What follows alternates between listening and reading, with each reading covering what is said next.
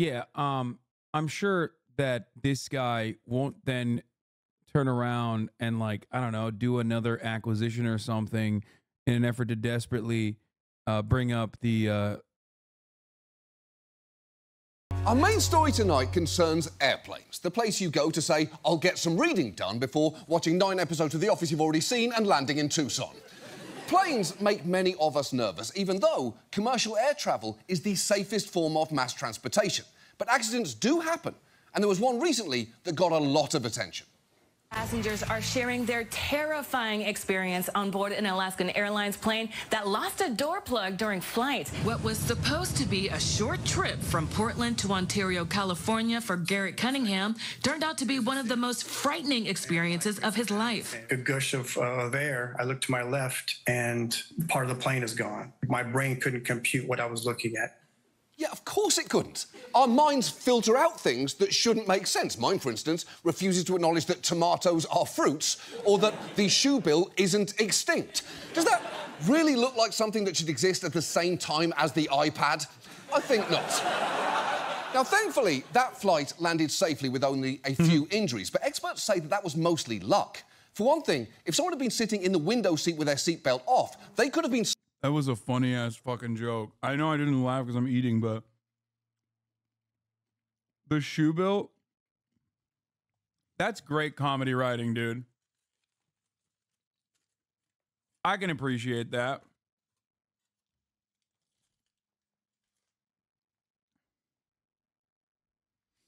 You gotta be sarcastic right now? No, I think that's a phenomenal joke. Yes, the shoe bill does indeed look like some fucking prehistoric bird and doesn't look like it should be around with at the same time as an iPad.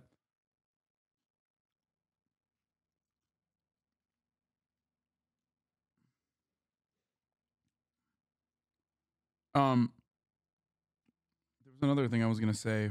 Fuck, I'm forgetting now. Can you vibe out a shoe bill? No, they look so angry. Also, birds kind of scare me, dude. They're fucking dinosaurs. Like, all birds are obviously descendants of dinosaurs, but I mean, a lot of animals are direct descendants of the dinos that existed, but birds especially so. Like, they look like evolution didn't take place. You know what I mean? I say this as I'm eating a chicken.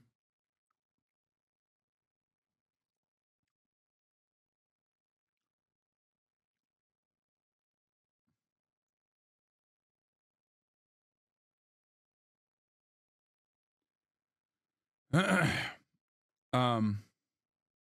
forget what I was gonna say about this coverage, but all right, let's continue. Sorry, I had a take on this, but sucked out of the plane. And second, this happened just after takeoff, but if they'd been at cruising altitude, injuries might have been catastrophic. And that plane was almost new. It had been delivered by the manufacturer Boeing around 2 months earlier. And that's too soon for a sneaker to fall apart, let alone a multi-million-dollar aircraft. Now, Boeing CEO Dave Calhoun was quick to take responsibility, saying Boeing is accountable. But when pressed on exactly what had taken place, had an odd response. How did an unsafe airplane fly in the first place? Because a quality escape occurred. Can you explain what that means? Occurred. What is a quality escape? I think that's the description of what people are finding in their inspections. Anything that could potentially contribute to an accident. What? Quality didn't escape, a part of the plane did. That's a terrible answer. When you are asked how an unsafe plane flew in the... this is what happens when you hire specifically to increase shareholder value and elevate a person to that position specifically to increase shareholder value with no love for the game whatsoever. I will say it. This is the biggest problem with Boeing and every other corporation.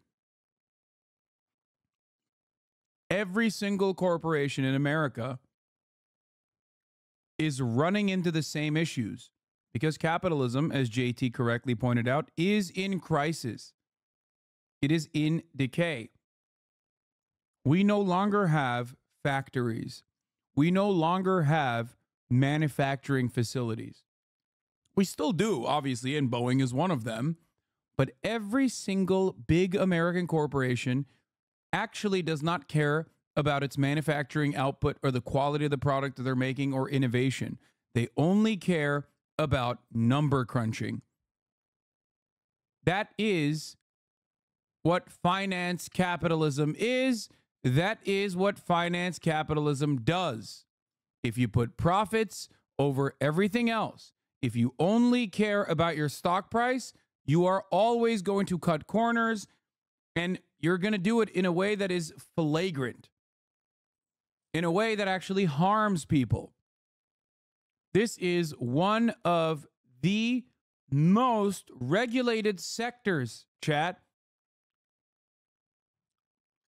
Commercial air travel would not exist or be profitable if it wasn't for the unimaginable amount of regulation that lets most normal people who should be terrified of flying feel safe. Remember, you're in a fucking tin can. Thousands of miles in the, not thousands of miles, but 1,000 feet in the fucking air.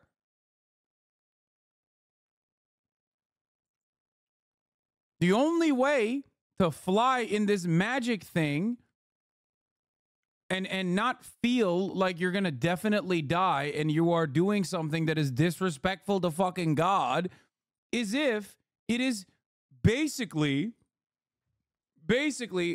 an assurance that it's basically, there needs to be an assurance that it says this is the safest form of travel. And it is, statistically speaking, it is the safest form of travel. Unimaginable that Boeing would drop that and cook a multiple billion-dollar, not just one sector, but multiple sectors. In the first place, we need more information than essentially the plane was unsafe. Yeah, everybody knows that. There's a fucking hole in the side of it. And the exact nature of the escape is pretty alarming, given that, according to the preliminary investigation, 4 bolts that were supposed to keep the door plug in place were missing. And when Alaska checked their other MAX 9 planes, they found loose bolts on many of them. The next day, the FAA announced that every Boeing 737-9 MAX with a plug door would be grounded until they were inspected, which is a bit of a relief. And honestly, I know exactly what it is. I haven't watched this yet, but here's a pre-watch moment. It will be one facility that they will point the finger of blame to. It will be literally one fucking outsourced facility that they lay the finger of blame on, even though it is actually the CEO and the attitude that the corporation has that caused that outsourcing, that cheaper outsourcing to begin with. None of those higher ups, with the exception of like maybe the CEO and some others, will ever take accountability. They will just hire someone else that will also still consistently push less quality assurance, less quality control, because they want to cut costs to improve shareholder value. Kind of a fun image. I like to imagine stern FAA inspectors going up to each plane and saying, "You are grounded, Missy. No in-flight TV for a month." And yes, planes are girls, because think about it, they always have snacks and constantly say, "Leaving right now," and then don't move for another 15 minutes. Case closed. It's beginning to feel like this might be a much broader issue within Boeing, because it comes on the heels of a years-long string of alarming incidents, from fires on board to a pair of massive crashes that were blamed on flawed Boeing planes. And just this week, the FAA issued a stunning order to the company. The Federal Aviation Administration gave Boeing 90 days now to come up with a plan to address safety issues. This comes after a report released on Monday found employees did not understand their role in safety, and they feared retaliation for raising safety-related concerns. Those are big problems when you've got a factory that is making jets. Yeah, of course. Although, to be fair, workers being unable to raise safety concerns is a big problem in a factory that makes anything. No one wants grocery stores selling Captain Crunch Oops All Rat poison. And all of this is striking for a company that genuinely used to be seen as one of the greatest in America and that's still one of the country's largest exporters. So if a company this big and this important seems to be this troubled, tonight, let's talk about Boeing. And let's start with the fact that Boeing used to be synonymous with quality and craftsmanship. It was founded by William Boeing in 1916, and over the years it built nearly 100,000 planes for the Allied forces. That's the craziest part. This is literally the apple of America's eye. This is like our pride. You know what I mean?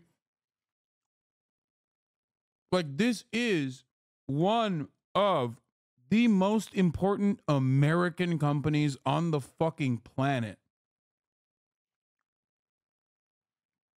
And now we're getting cooked by some fucking French company by the name of Airbus. Oh, look at me. Oui, oui. Bullshit. Merde. The first stage of the Saturn V rocket and Air Force One. But they're best known for revolutionising commercial aviation. In 1967, Boeing introduced the 737 and have made over 10,000 of them since. And the company's success rests heavily on its well-earned reputation for excellence, like in this video from an annual shareholder meeting. The first step in making a difference is believing you can. We make the impossible happen on a regular basis. So it can be done. You just have to think of a new way to do it. Let's just do it right, whatever it is. Quality, safety, environment, do it right and make it something that you can be proud of. I wanted to develop products that had a global reach and a global impact. And I'm doing it now.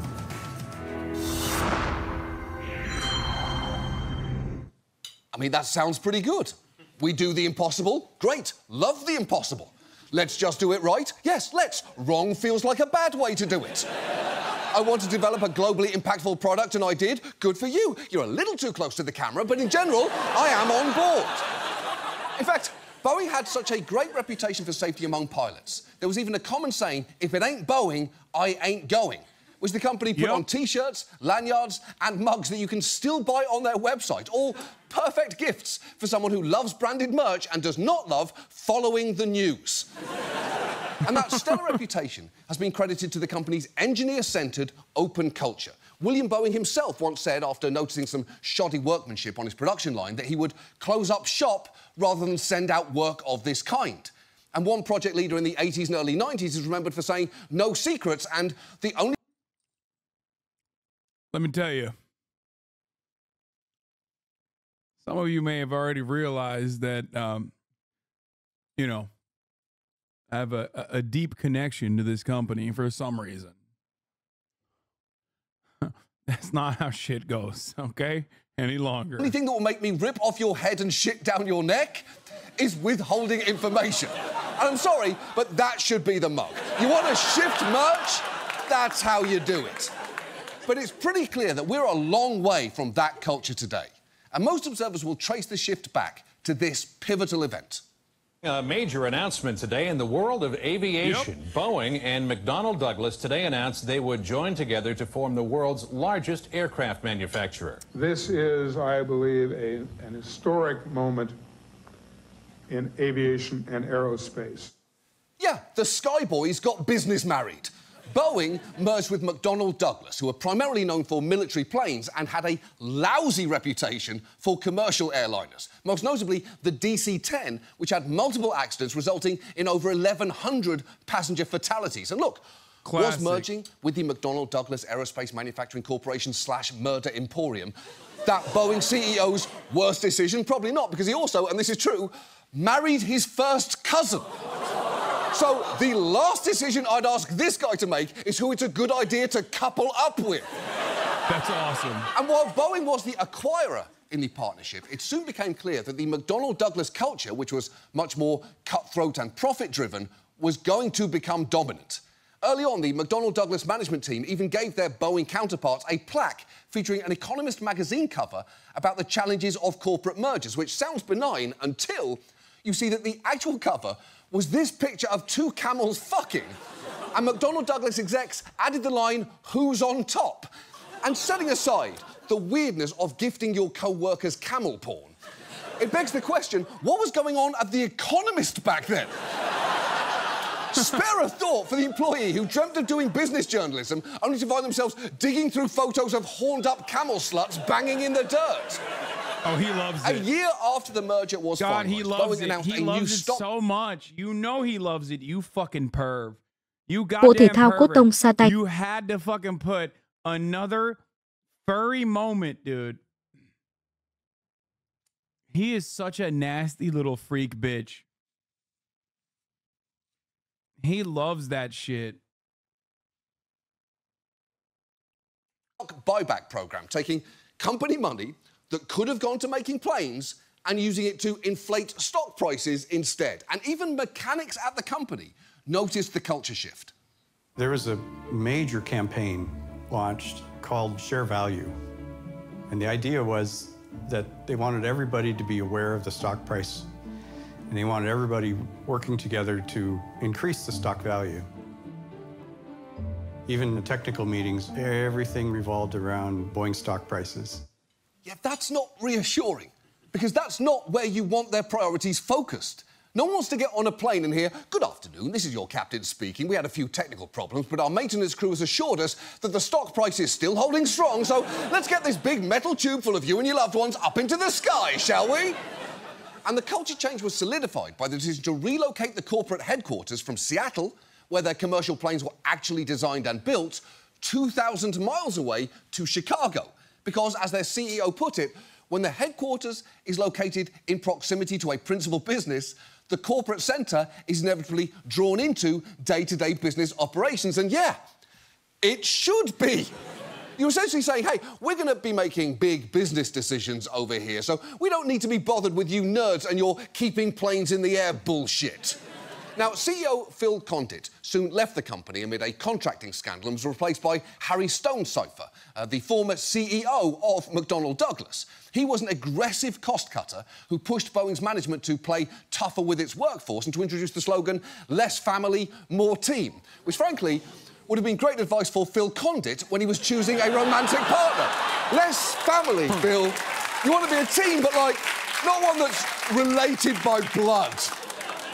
But the problems with the whole stock price first approach soon became apparent during the production of the 787 Dreamliner. It was a new, lighter plane that Boeing announced in 2004, but Stonecipher drastically cut the R&D budget. You know, the money for creating the plane, even as the company authorised large stock buybacks and dividends for investors. Under his plans, the Dreamliner would be developed for less than half of what their previous new plane had cost. Boeing also sought savings by outsourcing production to about 50 suppliers, each of whom was responsible for managing its own subcontractors. So basically, the plan was for Boeing to create the plane the same way someone creates a gingerbread house from a kit, essentially assembling a bunch of pieces other people made, leading to a finished product that, structurally speaking, was always going to be a fucking mess.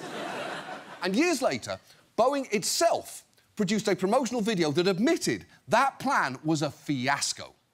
Executing a project of such complexity proved to be more than some suppliers could handle. Wrinkles were found in the composite skins from one supplier. Fasteners were incorrectly secured on sections of the tail. There were gaps between units that were supposed to fit tightly together. We had our partners, and then they had partners who had partners, and the different cultures and the communication was very challenging and added a lot of complexity. You know, it's never a great sign when you're talking about the manufacturing process for a plane the same way a doomed open throttle... For the record, this exact same process is how American manufacturers still operate. Except that's how they do, like, child slavery. Except they're doing that for, like, chocolate or palm oil or, you know, most things that you consume on a daily basis. Right? Which, by the way, they don't have to do that. This is something that they could do in-house. It's just that they don't want to do it in-house because when you subcontract out to a subcontractor who is also subcontracting, you get plausible deniability, and they're operating out of a low-cost region, And therefore, that same low-cost region does not have the same standards for safety and security.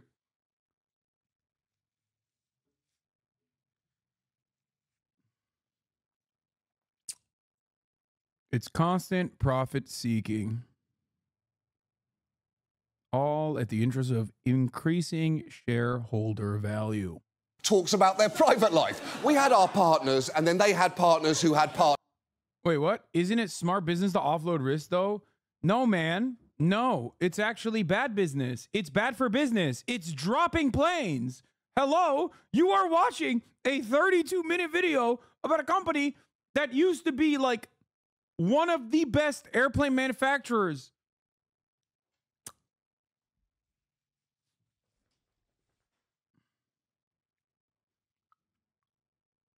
Business majors are so funny because they don't realize that their business strategy is failing until it's too late.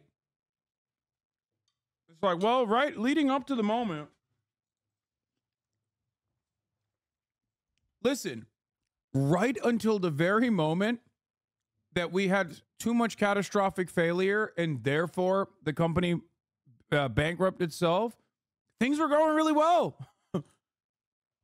You don't understand. Right until the very moment where people were like, I don't want to get on a Boeing plane ever again because this shit seems very unsafe, the shareholder value was skyrocketing. I don't get it.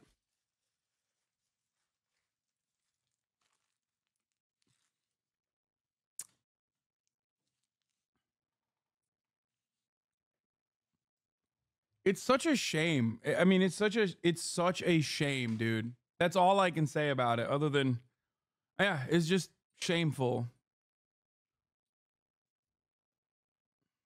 Partners, and communication was very challenging and added a lot of complexity, and long story short, now we all have chlamydia.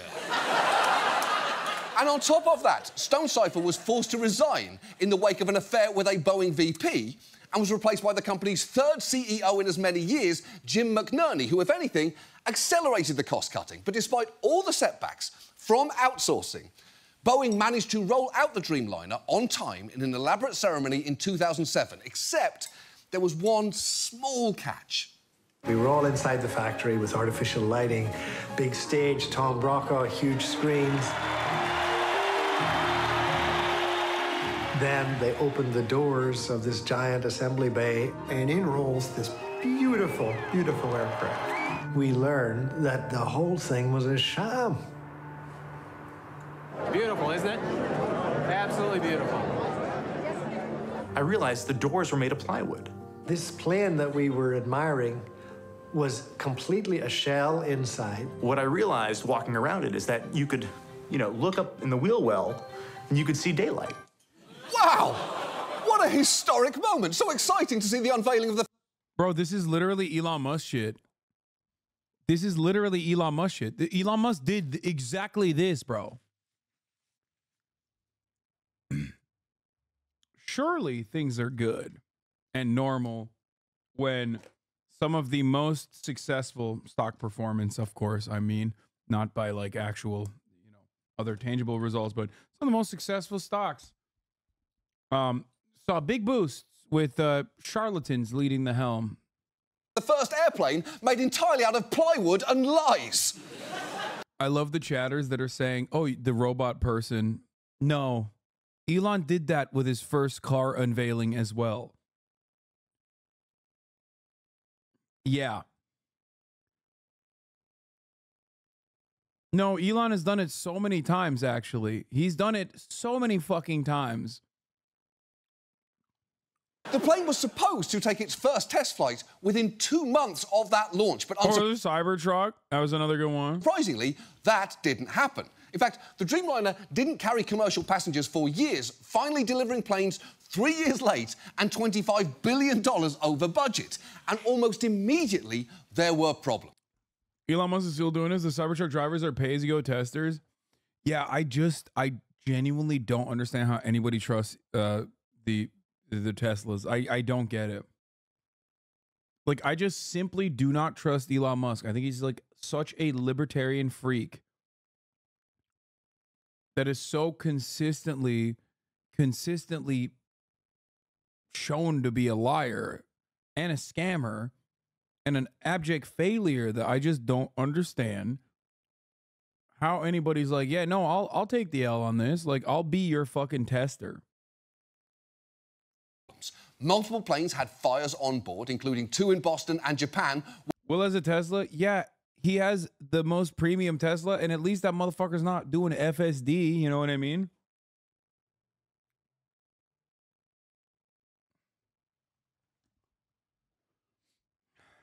Also, my problem isn't with the other Teslas. My problem is mostly with the Cybertruck.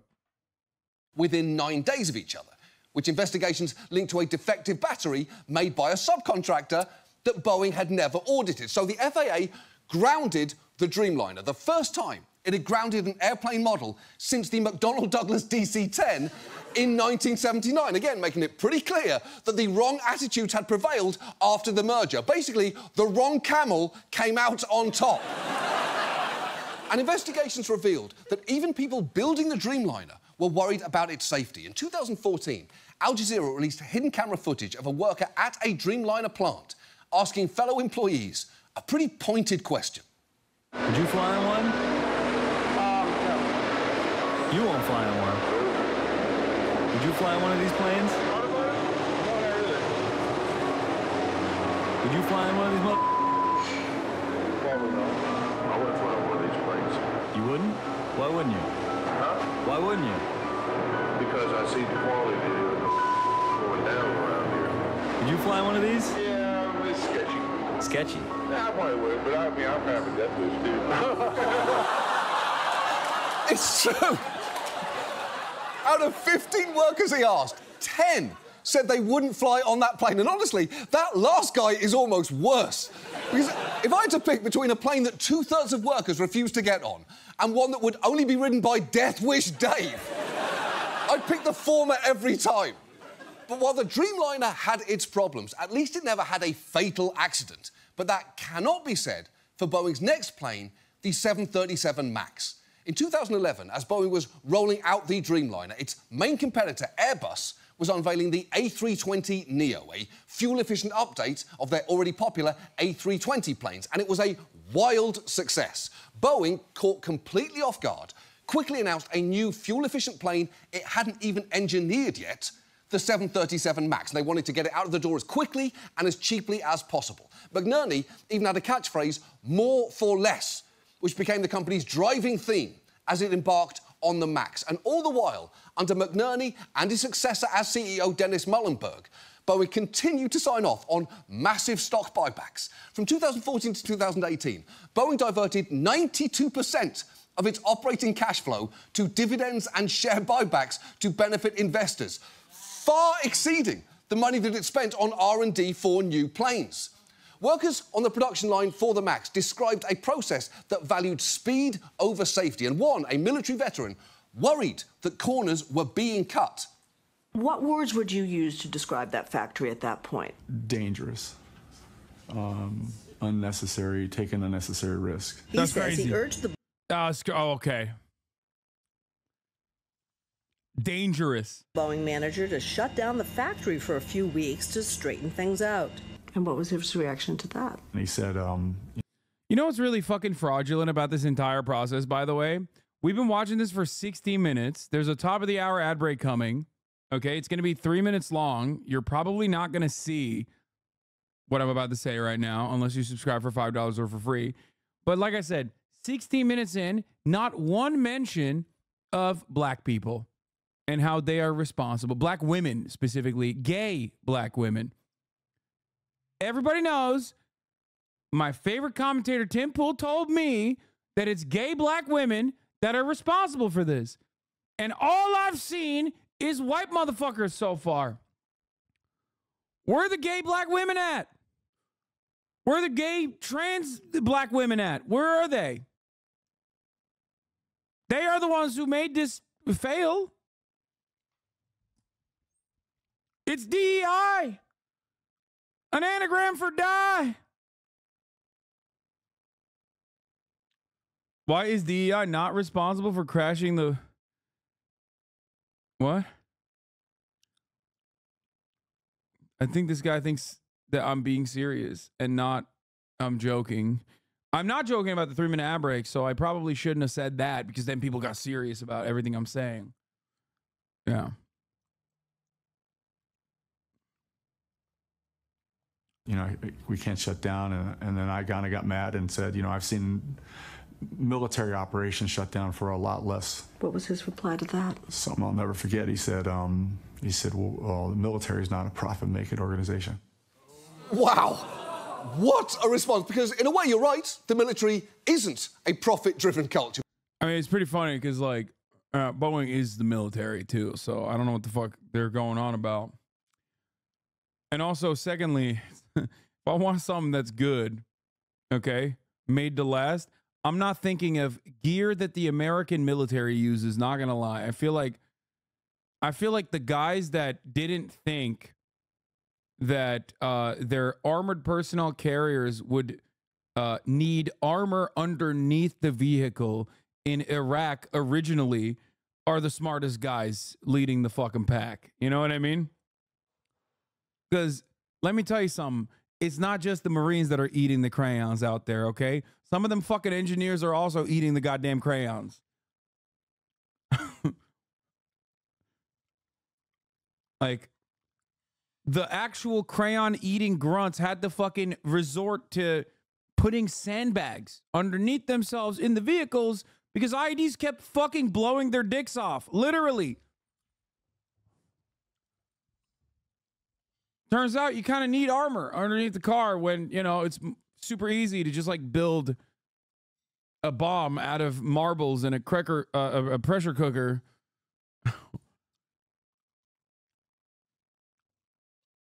But they do have, pretty famously, a very high appetite for death and destruction. So if someone who worked there is going, whoa, slow down a bit, that seems like something that should give you pause. So the MAX was rushed through design and production, and with tragic consequences. On October 29th, 2018, a Lion Air flight bound for Indonesia carrying 189 people, including 3 children, disappeared from radar just minutes after takeoff and was found to have crashed into the water. No one on board survived. Investigations later revealed that the plane's safety had been compromised by a series of short-sighted decisions Boeing had made. Starting with the fact that to save money, Boeing decided it wasn't going to build a new plane, it was just going to rapidly It took forever, but they finally figured out to build the bottom of the carriers with like a V or a wedge shape to direct the blast. modify its existing 737 model, giving it new, much bigger engines. But that brought some significant complications. Because these engines are bigger, they had to be positioned further forward and higher up on the wings. And so Boeing was worried about the plane getting into too much of a nose up, and then the plane could stall. So if it starts to pitch up, MCAS was designed to help the pilot level the plane out. Yeah, they added a system called MCAS, or Maneuvering Characteristics Augmentation System. Very basically, when the plane came close to a situation in which it might stall, MCAS would, in technical terms, swivel the horizontal tail fin to lift the tail up and push the nose down, or in non-technical terms, make the plane go face down, ass up. But there was a fatal flaw. MCAS scam. That's right. There's a lot going on here that we must investigate. I'm learning a lot about the way that letters work. MCAS, which again could push a plane's nose down on its own, could be activated by a single sensor. The angle of attack. Can Murat comment on the subject? No, because he's working. And 2, no, I would not fucking ask him to comment on this subject. Sensors protrude out of either side of the fuselage near the cockpit. If a happy birthday Mylar balloon gets stuck on that vane, it becomes unreliable. But believe it or not, we hit balloons, we hit birds, and all of these things are not uncommon.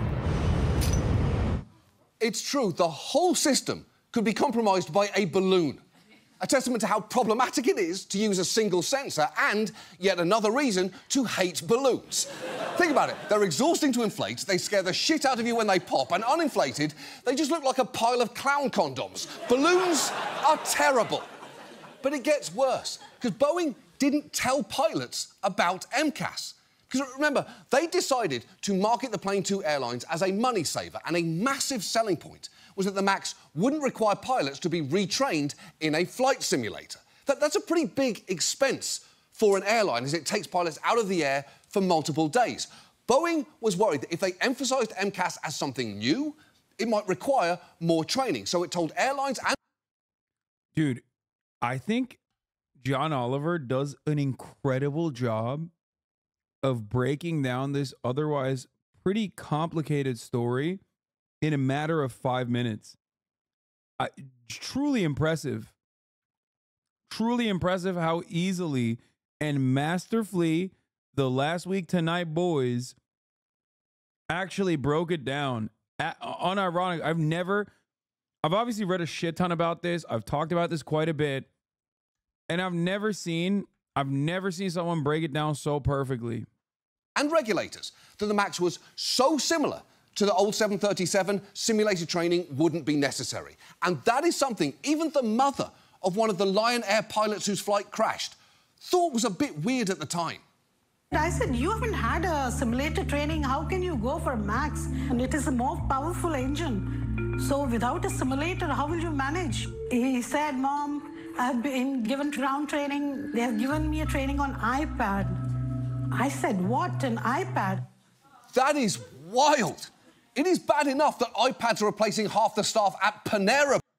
Keep in mind, this is also concurrent with Boeing fleecing the U.S. military at a 30+ billion for the F-35, while the plane does barely a 1/3 of the original requisition.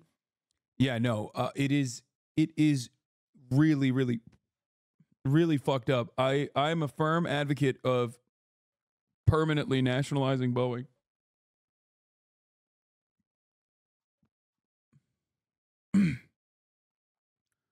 That's base though? No, it's not.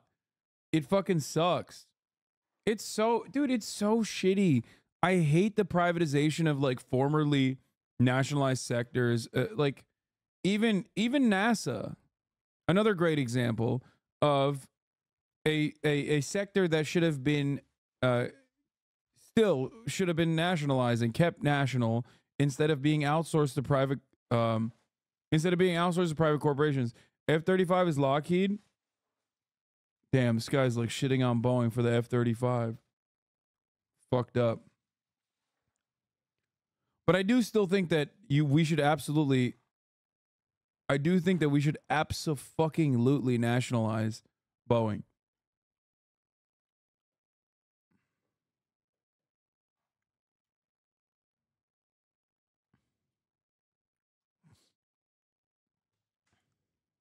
Brett. It is worse when they're replacing practical training for dangerous jobs. Boeing gave pilots a 2-hour iPad training course that never once mentioned MCAS. What's more, it wasn't in the manual at all, unless you count the glossary, which defined the term but didn't explain what it did. Bro, money is so much tighter at NASA these days. We have to get like hand-me-down satellite platforms from the NSA for our new high-tech satellites. That's real, by the way, not joking. Dude, how many fucking space how many people work in what is the term? Why am I blanking out on this? No, there's like actually legit a bunch of people that work in aerospace in this chat, which is always shocking. Not everyone is saying fucking me, but I work for Boeing as an aero engineer. Do you work with Murat? I know that there's some HasanAbi heads that work at the same in El Segundo.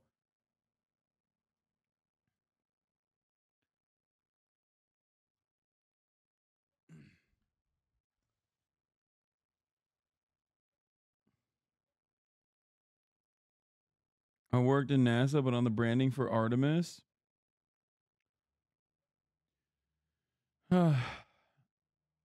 Yeah, there's a lot of fucking people in this chat that unironically do work in aerospace. I guess I forget. It is a fucking stadium full of people. So yeah, obviously, no, I'm not going to reveal where I already revealed too much. Sorry, chatter.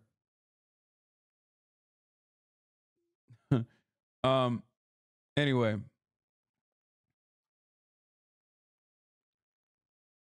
tell Murad to stop chatting on his alt and go back to work. I wish. My dream is that one day Murat will watch me. Okay? He does not. He only watches Philip DeFranco.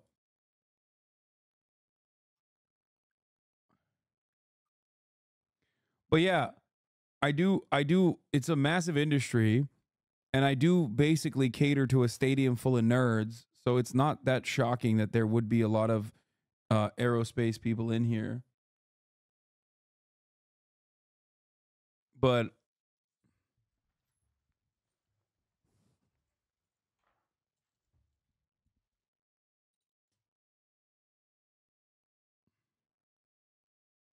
you and Mirage should switch jobs for a day and see if anyone notices. Yeah, totally. I just don't have the security clearances, so I don't know how that would work, but... And it turned out that a faulty MCAS... And would most likely... I feel like I'd go to jail. ...activation was what had doomed that Lion Air flight. And when American Airlines pilots met with Boeing executives after the crash and angrily pointed out no one had been told about MCAS, the answer they got was ridiculous. These guys didn't even know the damn system was on the airplane, nor did anybody else. We try not to overload the crews with information that's unnecessary. I would think that there would be a priority on putting explanations of things that could kill you. Exactly. How is information about a system that could crash the plane unnecessary? It's not all Fruit Loops are the same flavour, or identical twins don't have the same fingerprints, or if you give a mirror to a dolphin, they'll admire their own genitals. All of that is good information, but unnecessary for a pilot to know. But we put some software on the plane that might try and murder you. Feels important. In the aftermath of the crash, Boeing told US airline pilots that they'd have a software fix for MCAS ready within about 6 weeks. And the MAX was allowed to keep flying. But they didn't. The only thing they accomplished in those 6 weeks were, and you're never going to believe this, authorising a record $20 billion of stock buybacks. No, what? God, a tale as old as time, baby. Of course they did that. Of course they did that. Why? Well, because it's great. It's great, dude. All of a sudden, stock price goes. Clearly, they were concerned about safety. This is pure stock manipulation. For those of you who don't understand, stock buybacks is stock manipulation and used to be illegal until a handsome fella from California, who used to be a former union leader, as a matter of fact, came along and decided maybe it's not stock manipulation after all. That's right.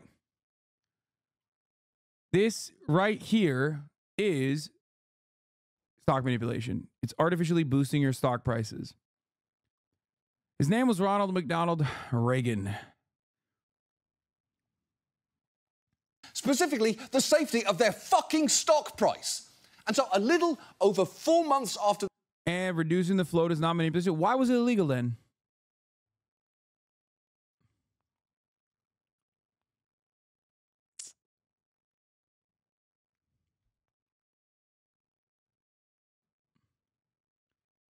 I hate that business nerds always talk about this.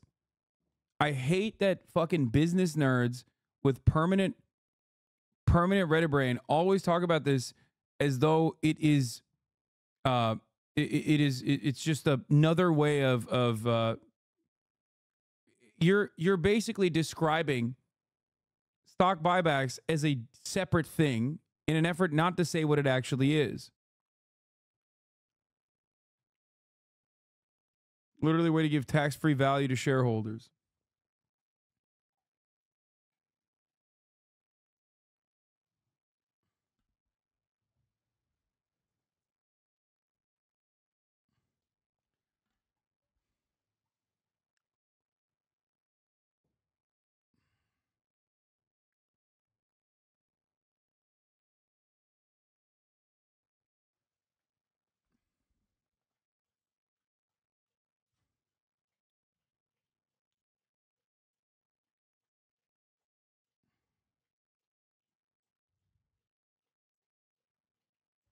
while Boeing was still working on its 6-week software fix, Ethiopian Airlines Flight 302, a 737 MAX jet, crashed after MCAS activated erroneously again, killing everyone on board. And by that point, those pilots knew what MCAS was, but they still weren't able to correct its erroneous activation in time.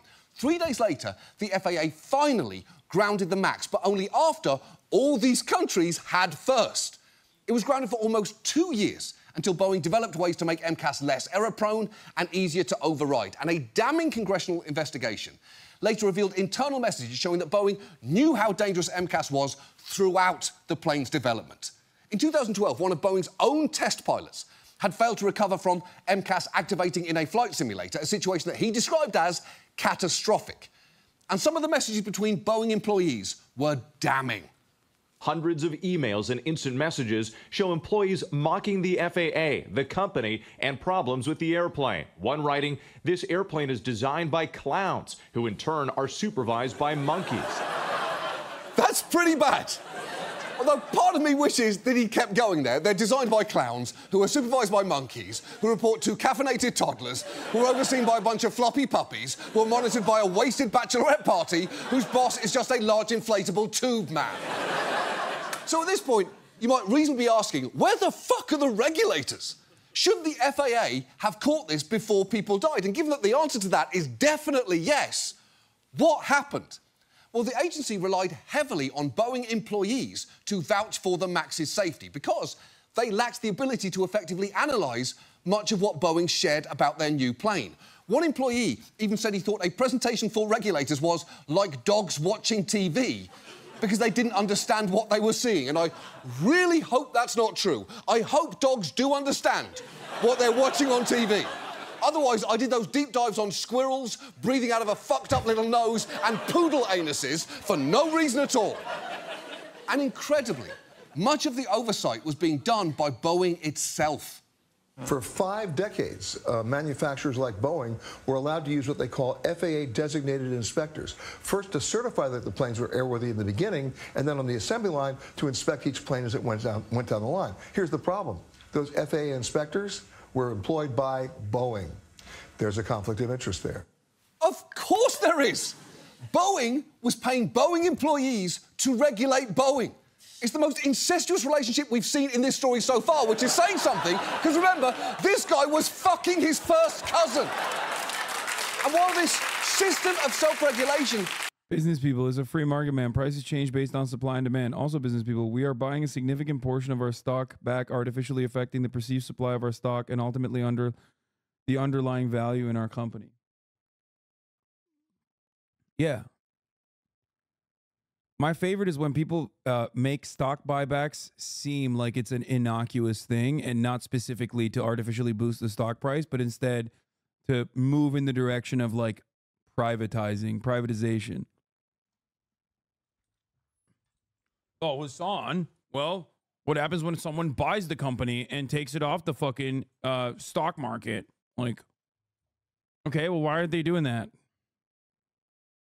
Has been in place for decades. It was supercharged from 2005 onwards after Boeing successfully lobbied to reduce government oversight of airplane designs, basically allowing it to regulate itself even more.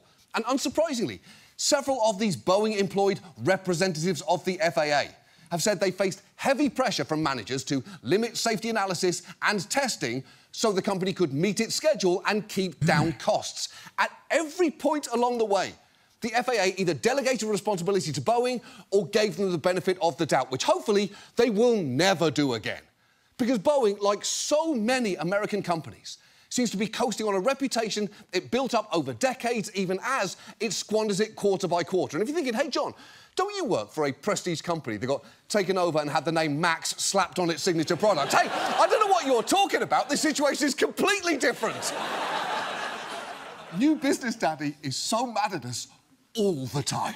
I don't understand. Like, surely there's no issue with making companies self-regulate. I mean, what's next? Are you going to tell me that, like, the EPA has allowed plenty of factories that work with chemicals, like, I don't know, like DuPont, for example, that also self-regulates with the toxic pollutants that they utilize?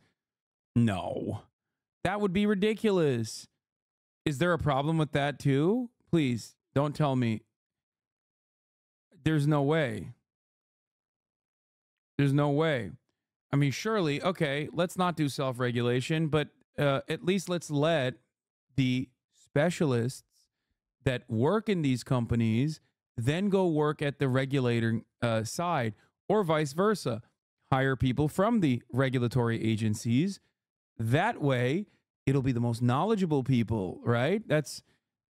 Surely that's another good way to do it. Oh, wait, are you telling me? I'm now finding out that that is exactly how this works.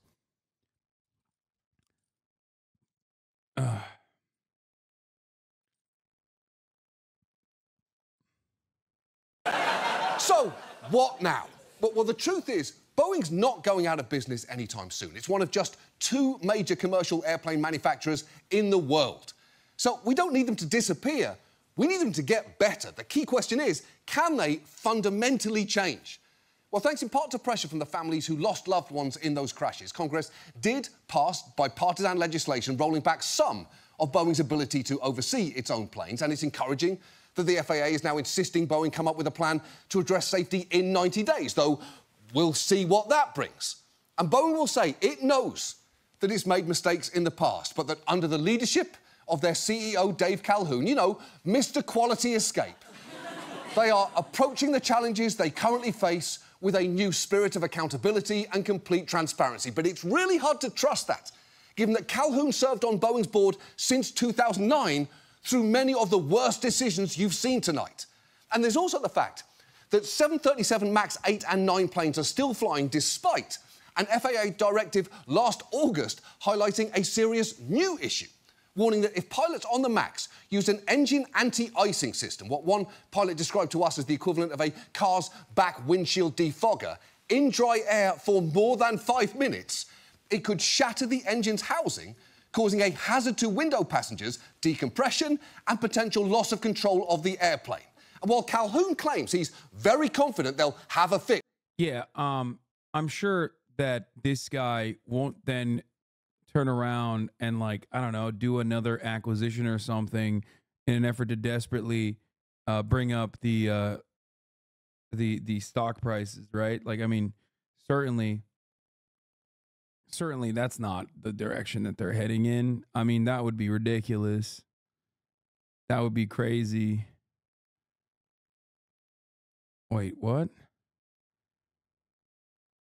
Boeing and Spirit Aerosystems have always been integrally tied, even though Spirit has been its own company since 2005. Around 70% of Boeing 737 is built by Spirit,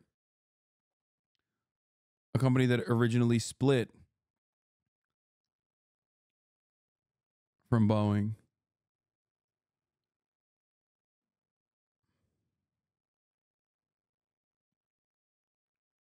At least one of their outsources, they'll bring back into the fold. Which is such great news. In the meantime, Boeing is asking pilots once more to be the last line of defense. One that we spoke to even sent us a photo of this Post-it note he uses in his cockpit to remind him to turn off the anti-icing system, along with an iPhone timer. And that is too much pressure for a fucking Post-it note. They shouldn't be the last line of defence against plane crashes. They should be the last line of defence against Sheila from marketing eating your Chobani out of the work fridge. Boeing whistleblowers who want this company to get better have repeatedly said it won't change until it has new leadership. And Boeing may not be able to coast on its reputation much longer, as demonstrated by the fact that on booking sites like Kayak, you can use this menu to select specific Boeing models and exclude them from your flight search. They've actually moved that filter up the page following a recent spike in usage. And you know things are bad when the general public is getting this knowledgeable about specific plane models. Look, it is pretty clear something has to change at Boeing, and it has to be at the top of that company. Because if you are truly too big to fail, that should mean that you are big enough to spend the time and resources required to fix the culture that you have destroyed. And in the meantime, the very least you can do is advertise the kind of company you are in a much more accurate way. At At Boeing, we make the impossible happen on a regular basis. At Boeing, we take pride in our work. At Boeing, we... Sorry, can you back the camera up a little bit? Really close. At Boeing, I'm sorry, it feels very tight. At Boeing, we believe the first step in making a difference is believing you can. And I'm not talking about any difference. I'm talking about a positive difference in share price. The share price needs to go up and stay up, like our planes do almost all of the time. Since its founding, Boeing's been built on quality, safety, and trust. And then we thought, let's try something new. I joined Boeing because I wanted to invent things no one ever dreamed of. And they told me if I wanted to do that, what I needed was to invent a time machine to 1992. I did tell him that, and I think the joke landed, like our planes do, almost all of the time. Whatever it is we do at Boeing, let's do it right. Or let's do it close enough to right that no one can tell the difference from the outside, and then everyone will just keep their mouths shut. The engineers don't always agree with our business decisions, and we encourage them to speak up. And when they do, I usually say, "What? I can't hear you! Our offices are so far from Seattle!" Airplane design is about precision, care, attention to detail, and then someone telling you to work so quickly you make the whole thing vulnerable to a fucking balloon. We like to cultivate a profit-driven philosophy here at Boeing, and we've got the camel porn to prove it. You put finance people in the top positions in a company, you're going to get finance people results. Okay? That's it. Auditors and their purpose of ensuring companies are following accounting practices are bastardization. You cannot have impartiality when you also get paid by the person you audit. I will always be very overly critical of auditors and how the accounting industry views them to such a high degree.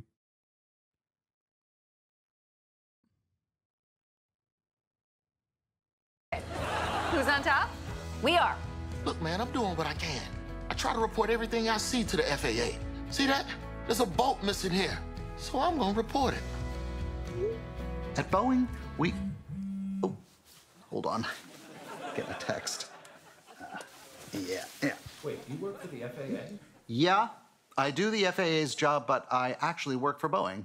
It's super allowed. It's super allowed. Oh, apparently there's a bolt missing.